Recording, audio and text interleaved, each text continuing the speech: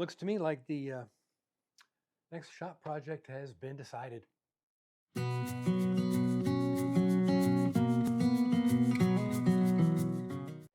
Welcome back to the shop on the channel. And this is the new Bosch GCM12SD dual sliding compound miter saw with the articulating system, the glider we call it. I've been threatening to get one of these for a while, so I have gotten it. I've also ordered the improved dust collection system from Travis at Shop Nation, link in the description. He's got this system for a variety of saws, but this one I don't think he can do because it's got this I'll show you later, it's got this big hunk of cast aluminum stuck in here, and I don't think he can put any kind of extra dust collection system in here anyway. That being said, this needs to go there. That means this needs to go away. Well, not completely. I need to disassemble this. Now, when I build shop furniture like this, I typically use screws. I don't use any glue. That way I can take it apart, modify it, change it, whatever. This is screwed together. I also thought in advance, and this is this wide, you see in the camera, but it doesn't come all the way to the edges of the butcher blocks, which means I can expand it out about 1.5 inches, maybe 2 inches if I need to. I don't think I need to. I think the footprint of that is very close to the footprint of this. So what I need to do now, of course, is to clean this out, take it apart, take it all apart, and start modifying it to fit that saw. We won't do an unboxing. There's dozens of unboxings of these on YouTube. Hunt them down and look at it. It's a chop saw with all its accessories and a manual. So, without further ado, let's cue the time lapse, cue the music, and start dancing.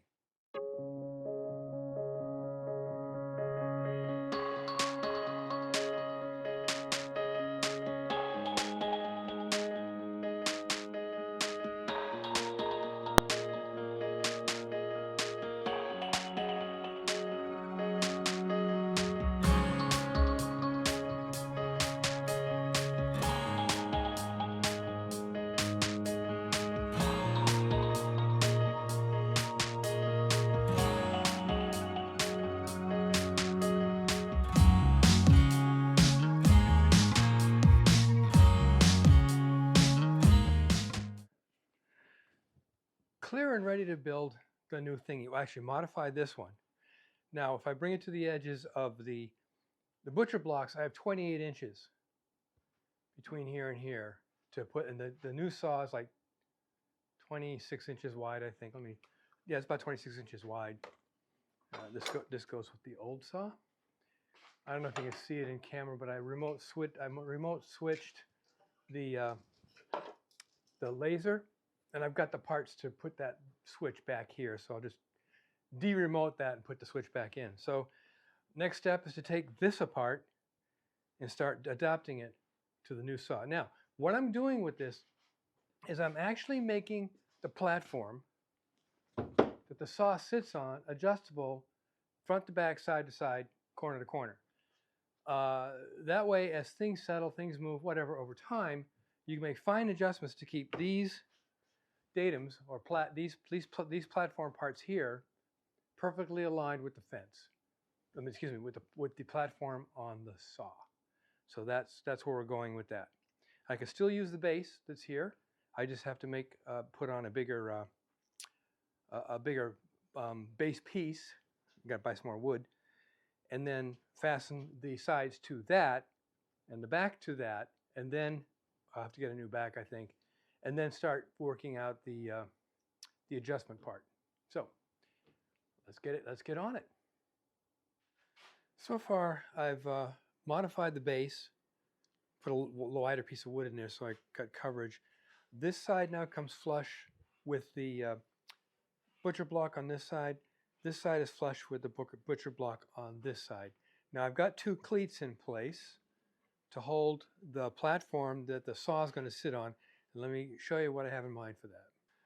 This will make a bit more sense as I go along, but so the shelf's going to fit here, but there's going to be a steel plate in 4 places on these cleats. And then there's going to be a bolt going through the plate, the shelf that the saw is going to sit on, and that will have a insert nut from the bottom, so you can screw down, and it'll just be pushing more into the plywood. That nut won't move. So that allows me to adjust up and up. The weight will allow it to go down as I make adjustments with the nuts.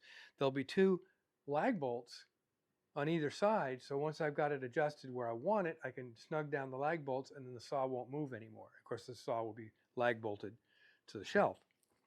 I've already got some metal I'm going to use for the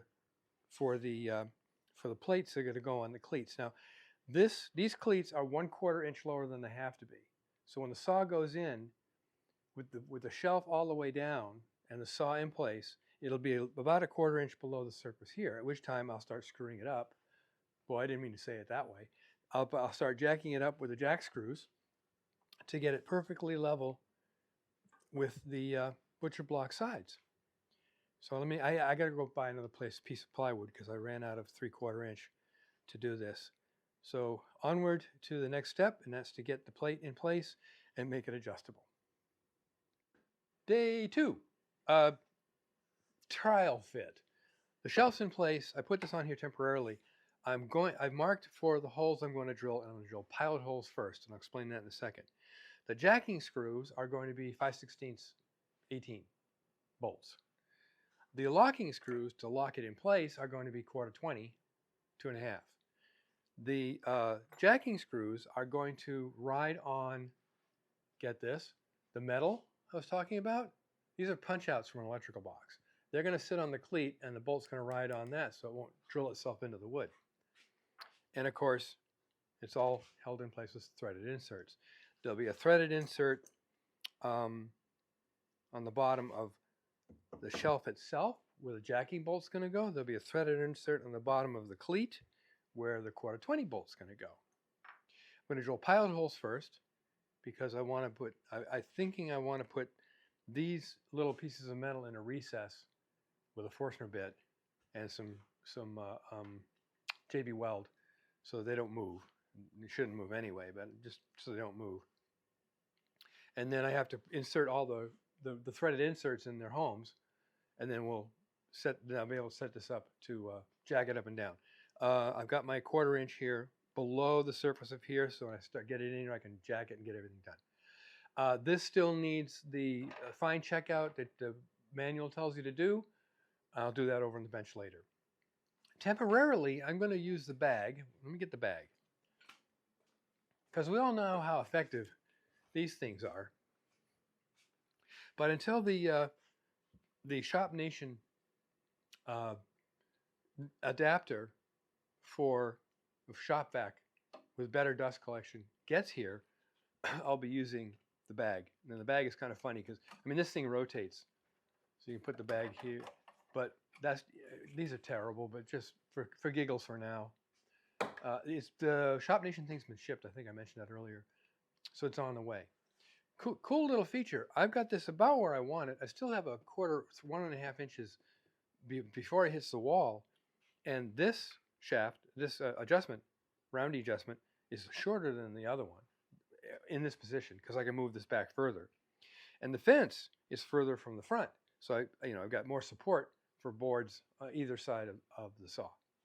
So now I got to pick this up and carry it over the bench again, and take off the shelf and start drilling some holes.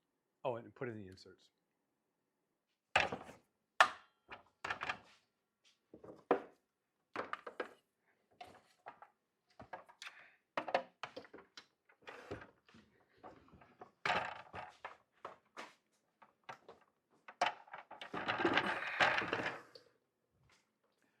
Good thing that thing's made of aluminum. Let's drill some holes.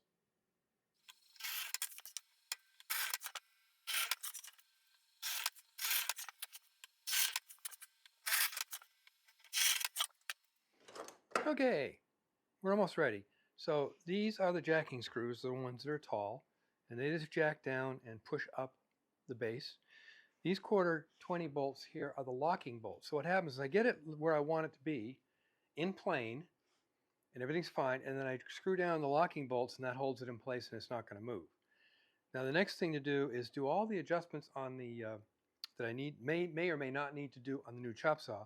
Place it in here, put it exactly where I want it, and just put some lag bolts through, and that'll hold it in place.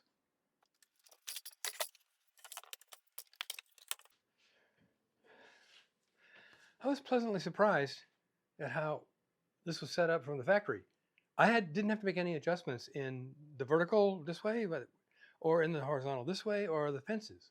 I don't think you can adjust the fences really, they're fixed, but it really is, it came out of the box ready to go, just like my saw stop did 20 years ago, 19 years ago. Came out of the box ready to use. So I'm ready to start putting this in place, make the adjustments, and I think, I just checked my UPS, I think the dust collection port is going to be delivered today.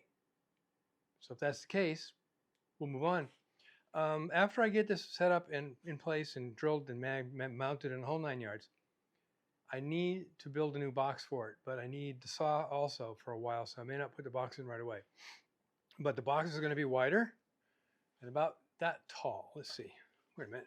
Let's measure this. Yeah, about that tall. Right there. Right there. So I need some more plywood, of course, to build the sides.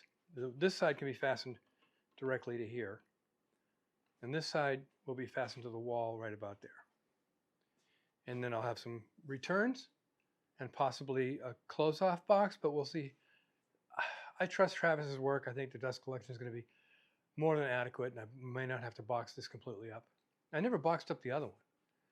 So let me make all the adjustments here, get it in place. That's going to involve clamping a long angle piece I have onto the fence and running it down here, and then adjusting it so that it is absolutely parallel to the front. Well, not absolutely, but parallel to the front. Installed.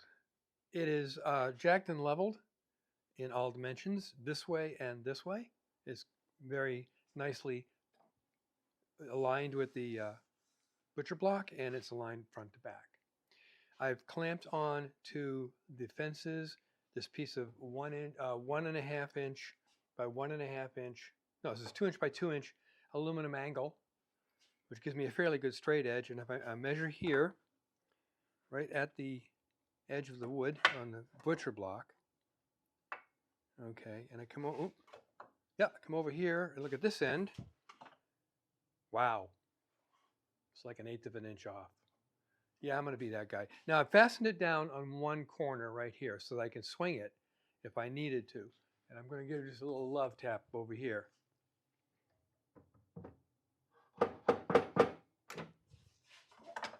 Yep, a little bit more.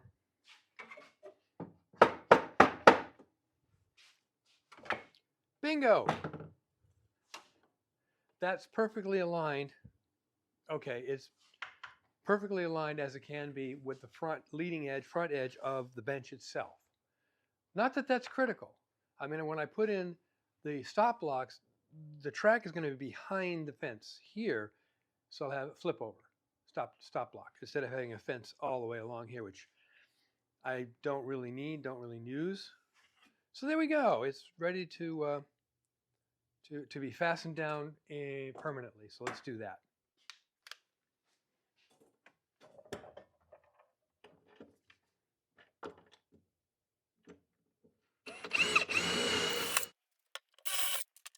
The bolts are lags. They're just lag screws that I've put a washer on, and I'm going to put them in the holes and then tighten them down. And this will be what we call quasi-permanent. Get the wrench.